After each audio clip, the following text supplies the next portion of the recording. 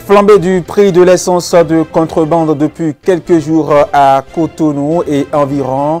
Le litre est passé de 450 à 500 ou 600 francs CFA par endroit. Les informations liées à cette flambée sont à suivre dans ce journal. Après l'obtention du bac, les nouveaux bacheliers se demandent souvent quoi faire avec leur diplôme. La réponse à cette problématique est à suivre dans cette édition. Et puis en interactualité, la junte au pouvoir en Guinée a dissous le Fonds national pour la défense de la Constitution après son appel à manifester, ont rapporté donc mardi les médias internationaux. Vous suivrez le point dans cette édition. Mesdames, Messieurs, plaisir de vous retrouver au rendez-vous de l'information sur Speedline Télévision. Le personnel civil et militaire de l'Assemblée nationale du Bénin est entretenu ce lundi 8 août 2022 sur le thème de la citoyenneté.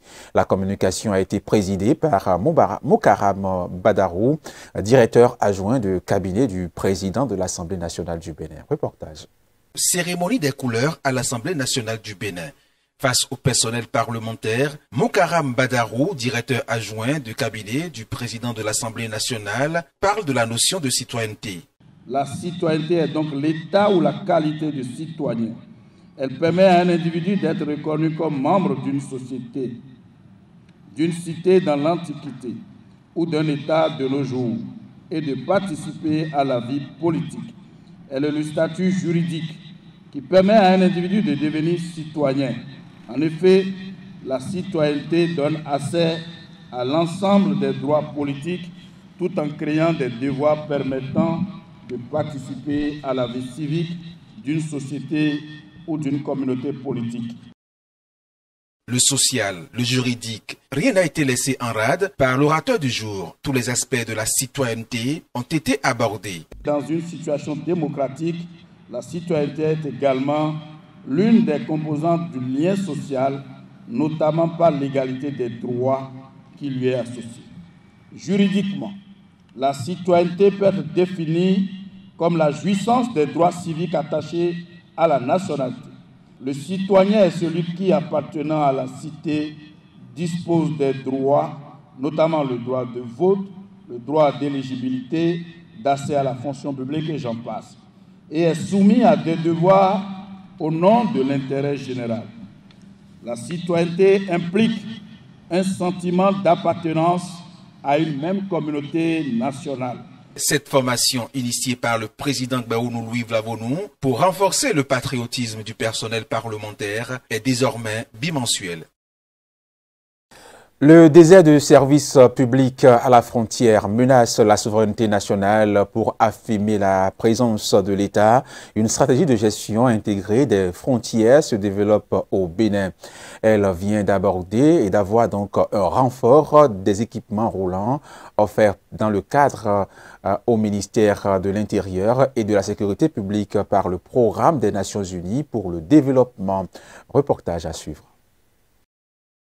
Un véhicule 4x4, 50 motos. Voilà l'essentiel du don reçu par le ministère de l'Intérieur et de la Sécurité publique au profit de l'Agence béninoise de gestion intégrée des espaces frontaliers. Qui parle de terrorisme en Afrique parle de frontières car le siège de cette activité se trouve dans les frontières. Parce que les frontières sont devenues des armes géostratégiques mises en place par les colonisateurs pour maintenir les pays africains dans la dépendance, dans la division et dans la pauvreté. Les espaces sont devenus des zones de frustration qui favorisent donc l'implantation de ce phénomène-là. Le Bénin a compris cette mécanique du mal. Le pays a alors pris l'option de faire de ces espaces de véritables points de développement et de coopération entre États. Tous ces efforts fournis méritent d'être donc accompagnés. Loin de combler tous vos besoins, ce matériel demeure très utile dans l'accomplissement de vos missions régaliennes.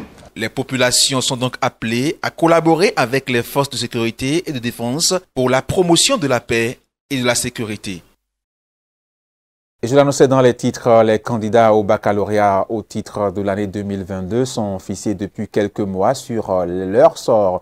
Désormais bachelier pour certains, quoi faire avec son diplôme? C'est la problématique qui s'observe chaque année au niveau des apprenants et parents. Nous aurons dans cet élément de Romaric Dossa et Mathieu Sossou quelques approches de solutions à la question. Suivons.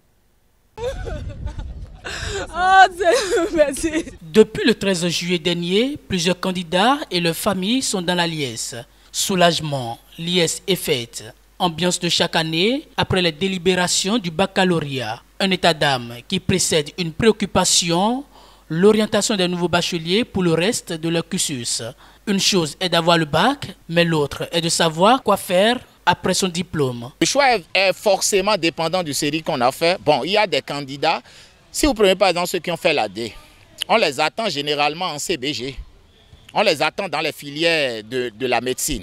Si vous prenez ceux qui ont fait la C, on les attend souvent dans les filières technologiques, dans les filières mécaniques, etc., dans les filières de génie, ingénieurs, etc. Si vous prenez ceux qui ont fait les séries générales ABC, AB, donc on les attend nécessairement en histoire-géographie, en lettres modernes, en linguistique. Mais il faut se poser toujours la question de savoir, est-ce qu'aujourd'hui, les problèmes de développement du Bénin, le progrès auquel le Bénin espère, est-ce que ces filières-là permettent à ces candidats-là, une fois obtenu le bac, d'être employés? C'est toute la problématique. Sinon, il y a des filières qui sont bouchées, où les candidats vont. Vous voyez par exemple, vous allez par exemple en droit, il y a plus de 1000 candidats plus de 1000 étudiants, mais pour quelle destination? Il faut se poser la question de savoir chaque année combien de juristes l'État recrute.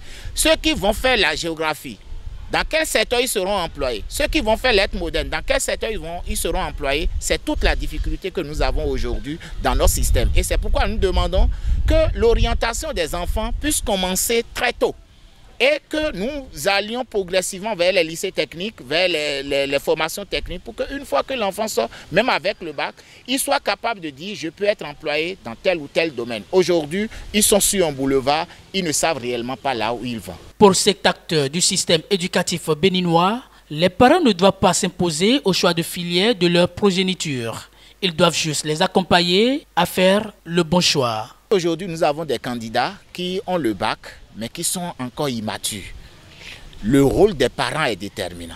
Mais je dois dire que si les candidats étaient capables de choisir eux-mêmes, on ne va pas avoir l'intervention des parents. Moi, ce que je voudrais dire aux parents, c'est de ne jamais orienter leurs enfants parce qu'on a dit que quand on fait la médecine, on devient riche. Parce qu'on dit que quand on devient docteur, on devient ceci. Il faut toujours orienter les enfants en s'assurant qu'une fois qu'ils seront formés dans tel ou tel domaine, ils seront employés. C'est ça le plus important. Les enfants ont des talents. Ils ont des talents que eux-mêmes... Par exemple, moi, j'ai des candidats qui m'ont appelé pour dire « Monsieur, je veux faire la cuisine. J'aime la cuisine. » D'autres disent « J'aime la restauration. » D'autres disent « J'aime ceci, j'aime ceci. » Mais les parents disent « Non, je veux que mon enfant soit docteur. Je veux que mon enfant soit ceci, soit cela. » Alors, si les enfants ont un penchant pour un métier, il faut les laisser le faire. Parce qu'aujourd'hui, le tout ne suffit pas, n'est-ce pas, d'être diplômé de l'université. L'essentiel, n'est-ce pas, c'est d'être utile à sa nation. Et les filières que nous avons aujourd'hui sont beaucoup plus des filières généralistes qui ne permettent pas aux étudiants, n'est-ce pas, d'avoir des points de chute. Si les enfants ont des talents, s'ils ont des potentiels qu'ils expriment déjà, il faut que les parents puissent les laisser aller dans ces filières. Il ne faut pas les obliger à faire 2-3 ans sans obtenir le parchemin. Et là, les parents sont vieux, ne peuvent plus les accompagner. Et c'est dommage. Il est aussi constaté qu'après le baccalauréat, certains apprenants se retrouvent dans l'incapacité de poursuivre les études, faute de moyens financiers. À cela, il existe des palliatifs. L'université est chère. L'université est chère. Et je comprends que certains parents ont des difficultés à payer la formation universitaire à leurs enfants. Ce que moi je conseille aux enfants, vous savez aujourd'hui il y a beaucoup plus de boom au niveau de l'entrepreneuriat. Si les enfants peuvent, n'est-ce pas, choisir des filières où ils vont s'employer eux-mêmes, ce serait à leur bénéfice. Ils ne vont pas faire 2-3 ans parce qu'en réalité l'après-bac est difficile aujourd'hui. Vous avez des gens qui ont des masters, mais qui servent dans des cabines téléphoniques. Vous avez des gens qui ont la licence, la maîtrise, mais qui sont employés, qui sont des ambulants, mais c'est parce qu'ils n'ont pas su choisir un métier qui leur permet de s'employer eux-mêmes et ils attendent tout de l'État. En réalité, aujourd'hui, l'État n'emploie plus.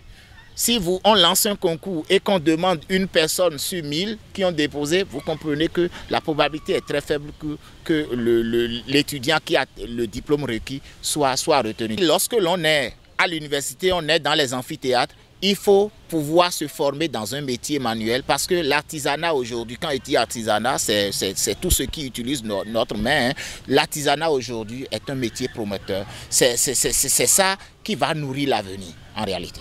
Parents et apprenants sont donc invités à faire le choix judicieux pour l'avenir. Et dans un autre registre à présent, flambée du prix de l'essence de contrebande depuis quelques jours à Cotonou et environ le litre est passé de 450 à 500, voire même 600 francs CFA par endroit. Cela serait la conséquence d'une situation encore au Nigeria, principale source d'approvisionnement en essence paillole. Nous avons proposé de suivre les explications d'un responsable des vendeurs d'essence de Cotonou dans ce reportage de Kinete Gawi et Pierre Akako. Cette augmentation du prix de l'essence de contrebande est due à quelques soucis d'approvisionnement. Un problème qui se pose du côté de la frontière nigériane, selon Henry Asogba, président des vendeurs d'essence. Ça dépend du Nigeria. Donc, si vous constatez la hausse du prix de l'essence frélatée au Bénin ici, il faut savoir automatiquement que c'est parce que ça ne va pas au Nigeria. Donc, c'est les douaniers nigérians. Il paraît qu'il y a une affectation à la douane nigériane là-bas. Donc les nouvelles têtes qui sont venues dans des différents postes, et il n'y a pas d'entente entre eux et puis les acteurs. C'est ça qui a fait que l'essence n'est pas rentrée vers les frontières bénin-nigérianes. Donc c'est ça qui a causé un peu la hausse du prix de l'essence frélatée. Des propos qui confirment ceux tenus par un gérant de stand que nous avons rencontré un peu plus tôt à Cotonou. Si les chauffeurs qui nous transportent ça vers ici amènent ça, ils disent que là-bas, c'est eux qui disent qu'il y a un manque d'essence là-bas, donc ils augmentent le prix. Donc nous qui revendons, nous qui prenons les essences là, eux revendent ça, donc on n'a pas le choix. On doit augmenter le prix sur ça. Donc c'est pour cela l'essence a augmenté du prix. C'est depuis le lundi que le prix a augmenté et c'est passé de 450 à 550, à 600 d'abord et après c'est diminué et c'est revenu à 550 et maintenant on vend ça à 500, 550. La situation n'arrange pas les consommateurs de l'essence de contrebande, encore appelée paillole. Acheter le litre à 550 francs, pour ce conducteur de taxi-moto, c'est difficile à supporter. Avant, on achetait l'essence à 450 francs, parfois même à 350. Mais ces derniers jours, c'est allé jusqu'à 550 voire 600 francs. Nous n'avons autre choix que de faire avec, puisque tu as besoin de l'essence pour travailler afin de nourrir femmes et enfants. Cette surenchère nous donne trop de difficultés. Cependant, la hausse du prix de l'essence de contrebande est cyclique, explique Henry Asogba. Il rassure aussi la clientèle que la situation rentrera bientôt dans l'ordre. Ce n'est pas pour la première fois, ça arrive de temps en temps, au plus 5 mois, 6 mois ou bien 1 an, ça arrive toujours. Et ça ne dure pas. Au plus une semaine, ils vont trouver un terrain d'entente et puis ça va aller. D'ici peu de temps, vous allez voir que ça va rentrer dans les normes. En attendant, le litre d'essence dit paillole varie entre 500 et 600 francs à Cotonou, à Bomé-Calavi et environ. Et puis en interactualité à présent, des manifestations contre la vie chère en Sierra Leone ont tourné mercredi 10 août 2022 à l'émeute à Freetown dans la capitale. 2 policiers ont été donc frappés à mort par des manifestants dans l'est de la capitale, a fait savoir à l'agence France Presse le porte-parole de la police, Birma Kamara. Un couvre-feu de 15h à 7h du matin local donc a été annoncé par le vice-président Mohamed Juledel. Reportage. Une manifestation contre la hausse du coût de la vie a dégénéré à Freetown ce mercredi. 2 policiers sont décédés frappés à mort par des manifestants selon le porte-parole de la police. Un collectif de commerçantes appelé les Grassroots Women of Salon avait initialement convoqué un rassemblement pacifique pour attirer l'attention sur les difficultés économiques qui affectent les femmes du pays. Je suis une Sierra Léonaise. Nous sommes sortis ce matin pour exprimer nos sentiments aux Nations Unies, pour dire pourquoi nous souffrons et quels sont nos problèmes. Premièrement, nous n'avons pas la liberté d'expression et deuxièmement, il n'y a aucun respect pour nous les femmes. Et notre économie est en baisse et le coût de la vie est très élevé. À cause de tout cela, nous souffrons beaucoup. Plusieurs manifestants réclamaient le départ du chef de l'État Julius Maada Bio et ont affirmé que les forces de sécurité avaient tiré à balles réelles. En réaction au heurt, le vice-président a instauré un couvre-feu. Ces individus sans scrupules se sont lancés dans une manifestation violente et non autorisée qui a entraîné la mort d'innocents Sierra Léonais, dont des membres du personnel de sécurité. Il est également rapporté que des bâtiments publics, y compris des postes de police, ont été attaqués et incendiés dans diverses parties du pays. Le gouvernement souhaite donc faire savoir qu'en tant que pays de droit et d'ordre, ces violations sont inacceptables sous toutes leurs formes. Par conséquent, le gouvernement a déclaré par la présente un couvre-feu dans tout le pays à compter d'aujourd'hui.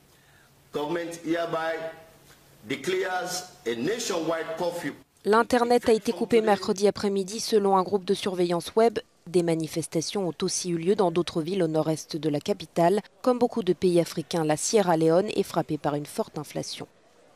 Le secrétaire d'État américain est arrivé à Kigali ce mercredi soir et doit rencontrer le président Paul Kagame ce jeudi 11 août 2022, puis visiter le mémorial du génocide de Tutsi. Au menu des discussions, des relations avec la République démocratique du Congo et le M23, les droits de l'homme, mais aussi le sort de l'opposant Paul Rusesabagina, résident donc américain, condamné à 25 ans de prison pour terrorisme au Rwanda, autant de sujets qui font grincer donc les dents à Kigali. Le secrétaire d'État américain Anthony Blinken est arrivé au Rwanda mercredi soir, sa dernière étape sur le continent. Ce jeudi, il doit notamment se rendre au mémorial du génocide des Tutsis et rencontrer le président Paul Kagame. Au menu de cet entretien, des sujets délicats, comme le cas du Rwandais résident américain Paul Rusesabagina, condamné à 25 ans de prison pour terrorisme, ou le soutien présumé des autorités rwandaises au groupe rebelle du M23 qui sévit dans l'est de la RDC. La question du respect des droits humains devrait être largement abordée par le chef de la diplomatie américaine, alors que le Rwanda est accusé par plusieurs ONG internationales de mener des campagnes de répression contre les opposants et la société civile. Lors d'une conférence de presse à Kinshasa ce mardi, Anthony Blinken s'était dit préoccupé par les informations selon lesquelles le Rwanda soutient le M23, en prenant garde toutefois à ne pas directement condamner le gouvernement de Paul Kagame. Le diplomate espère pouvoir jouer un rôle dans la réduction des tensions entre Kinshasa et Kigali. Plus de 800 détenus se sont évadés d'une prison de la ville de Butembo, dans l'est de la République démocratique du Congo, à la suite d'une attaque menée dans la nuit du mardi à mercredi par un groupe armé, ont annoncé donc les autorités locales. Précision. Au moins 2 policiers ont été tués et plus de 800 détenus se sont évadés dans la nuit de mardi à mercredi pendant l'attaque d'une prison attribuée aux forces démocratiques alliées dans l'est de la RDC. Selon une source pénitentiaire, sur les 872 personnes incarcérées dans cette prison, seules 49 y sont restées. Ils sont arrivés à 2 h du matin. C'était des ADF. Alors que nous étions profondément endormis, les ballons fusaient de partout. Puis soudain, nous nous sommes réveillés. Les assaillants étaient munis d'une tronçonneuse, avec laquelle ils ont arraché les cadenas.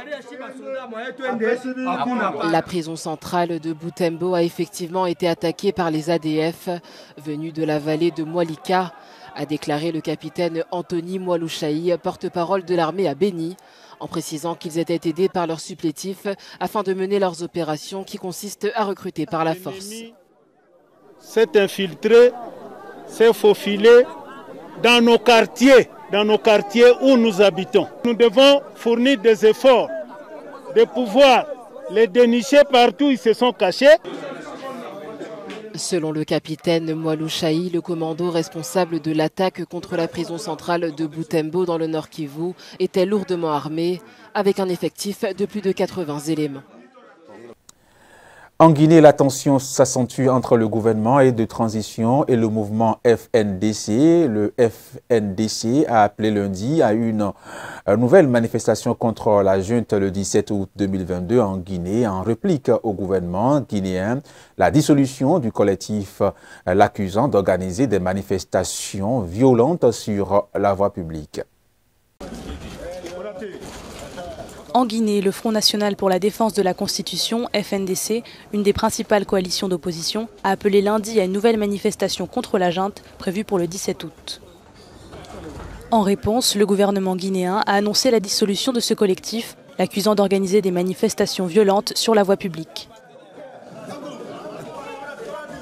Le colonel Mamadi Doumbouya, qui a renversé le président guinéen Alpha Condé, s'est engagé à remettre le pouvoir à des civils élus dans un délai de 3 ans. Or, la quasi-totalité des acteurs politiques du pays souhaitent qu'il raccourcisse ce délai.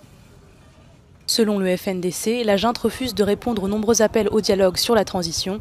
La coalition critique également l'attitude de défiance chronique du pouvoir guinéen vis-à-vis de la CEDEAO, sa gestion unilatérale et autoritaire de la transition et l'usage illégal d'armes létales dans la gestion des manifestations.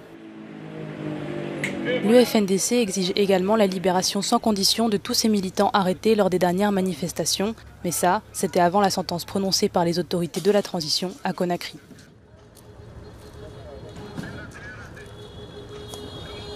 Les Kenyans attendent les résultats des élections tenues ce mardi. Ils sont tous impatients de connaître leur prochain président.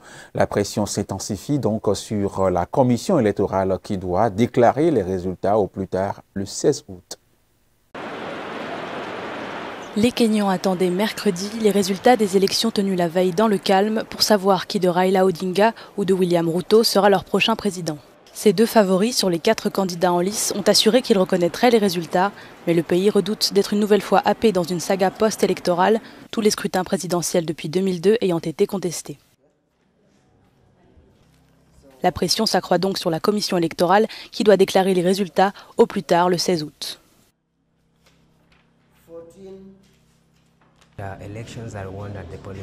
Il est clair que les élections sont gagnées dans les bureaux de vote. Donc une fois que les résultats sont déclarés ici, ils sont considérés comme définitifs. Quels que soient les résultats qui sortiront d'ici, ils seront compilés et emmenés au centre de pointage de la circonscription, où tous les autres résultats du comté sont rassemblés et envoyés au centre de pointage national. À moins qu'un des candidats ne recueille plus de 50% des voix et soit directement élu, les 2 candidats qui arriveront en tête s'affronteront lors d'un second tour dans les 30 jours suivants. Les électeurs se sont rendus aux urnes pour choisir le successeur d'Ohuru Kenyatta, mais aussi leurs parlementaires, gouverneurs et élus locaux. Et puis en Libye, selon des sources judiciaires, c'est qu'en 6 djihadistes présumés sur un total de 320 qui seront jugés ont comparu pour la première fois dans un tribunal de Misrata, ville située dans l'ouest du pays, à quelques 200 km de la capitale Tripoli. De nationalité syrienne, tunisienne, soudanaise ou encore libyenne, les accusés avaient été arrêtés et placés en détention en décembre 2016 après la reprise de Sirte, ville côtière située à 450 km de l'est de Tripoli des mains de l'État islamique.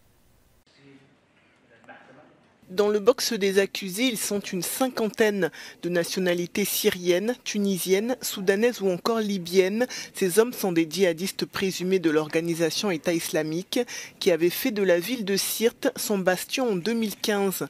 Leur procès s'est ouvert dans la ville de Misrata, à l'ouest de la Libye, avant d'être ajourné au 25 septembre.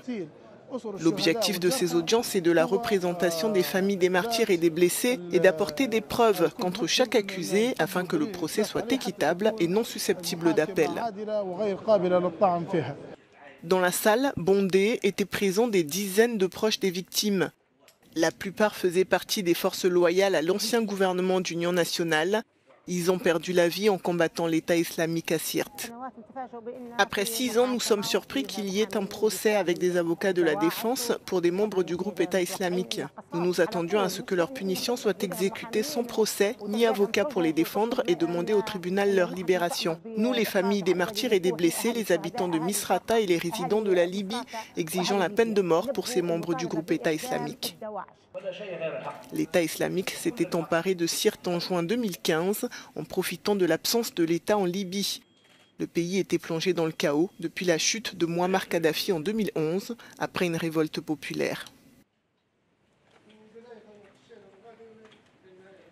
Le président américain Joe Biden a paraphé ce mardi 9 août 2022 la ratification par les États-Unis des adhésions de la Suède et de la Finlande à l'OTAN, un élargissement de l'alliance qui répond à l'invasion russe de l'Ukraine. Les deux pays nordiques seront des alliés forts, fiables et dotés d'importantes capacités en intégrant donc l'alliance militaire dominée par les États-Unis, a indiqué le président Joe Biden lors d'une cérémonie de signature à la Maison-Blanche. Reportage. Le processus d'adhésion à l'OTAN de la Suède et de la Finlande se poursuit avec la ratification du traité par le président américain Joe Biden ce mardi. Les États-Unis sont devenus le 23e pays à approuver l'élargissement de l'Alliance.